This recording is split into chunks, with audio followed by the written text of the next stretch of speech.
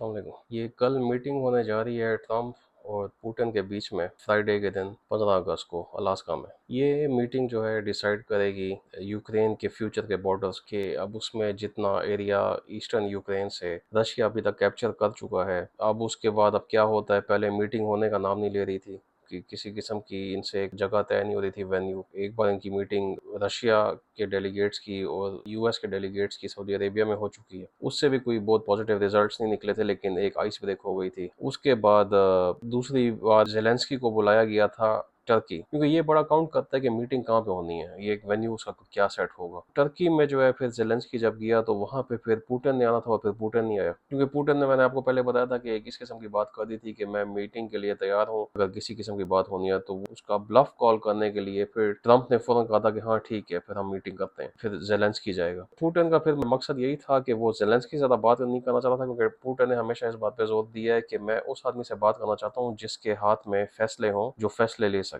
जो पुतिन का दिमाग बना हुआ है वो ये है कि जेलेंस्की के पीछे जो टीम है वो वाइट सुप्रेमेसिस्ट, जिनको वो नाजी बोलता है। जो टकर कार्लसन के साथ इंटरव्यू में भी उसने कहा था कि ये नाजीज की जो हुकूमत आई हुई है, स्टेफन बंडेरा एक था, उसके जो फॉलोअर्स हैं, जो नाजीज के साथ वर्ल्ड वॉर 2 में जर्मनी में उन्होंने मिल के भी काफी यूक्रेन को मिला के जर्मनी के साथ अलाई करके जो है वर्ल्ड वॉर 2 में रशियंस के खिलाफ लड़ाई की थी। अब वो फिर एक अलग बात चली जाएगी।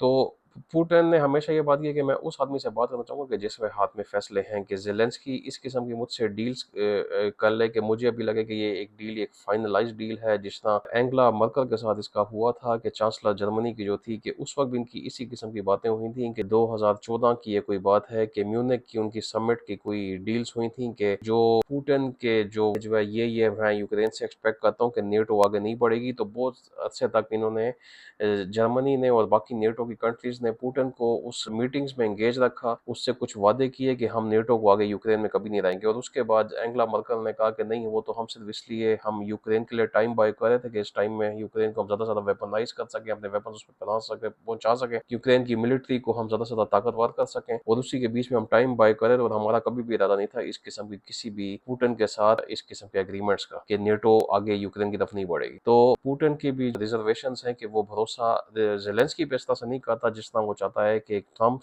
के साथ फिर भी कोई किसी किस्म की डील होगी तो वो कहीं उसकी स्टैंडिंग होगी।